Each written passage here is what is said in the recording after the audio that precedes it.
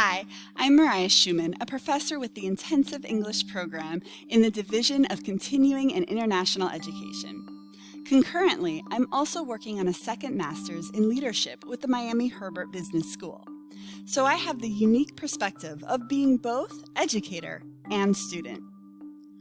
Motivation, especially when it comes to the mid-semester slump, is a complex phenomenon.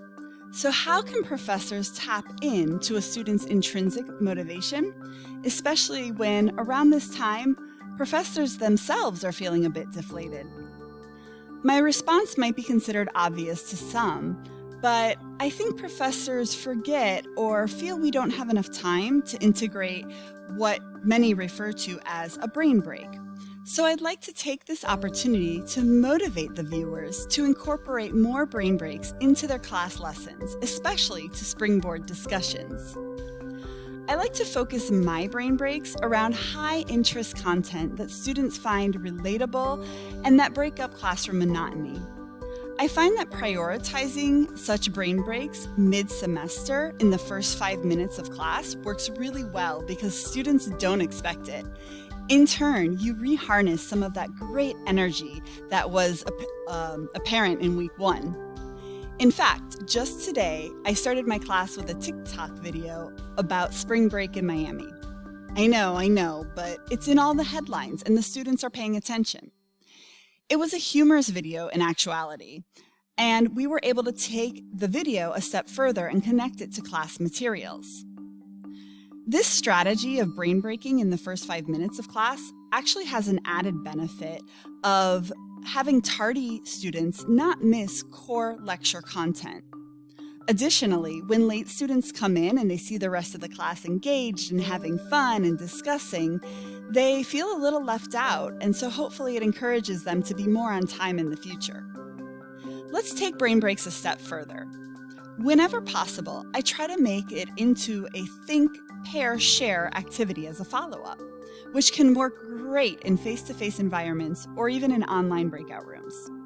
For example, I recently showed a clip from Friends, a scene where Rachel and Ross are helping Joey move a couch up the stairs, and there are many corners, and clearly everyone is really frustrated, and Joey keeps yelling out, "Pivot! Pivot!" It's a really funny scene. If you haven't seen it, please do Google it.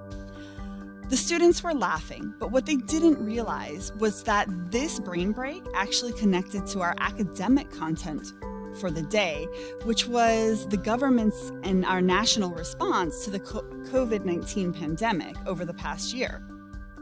I think we can all agree that as a nation, there has been a lot of pivoting in 2020.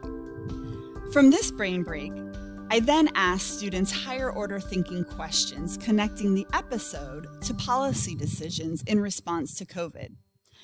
I allowed them to first think about these questions because they were quite difficult. Then I had them share their responses with a partner, and then ultimately we shared in a large group discussion. And I think everybody was more confident and comfortable and also motivated to share their perspectives. Again, as professional educators, we know this. Brain breaks are an obvious strategy, but in my personal teaching journey, they're also the ones that are first left on the cutting room floor because I have too much content to cover. However, in the larger picture, they are worth it. They break up the monotony and they reinvigorate your class. In our media-rich society, what image, video, or even GIF can you find that could have your students engaged, laughing, and participating like they did on day 1? Or how can you empower your students to become more autonomous learner and higher order thinkers in connecting that brain break to more difficult questions?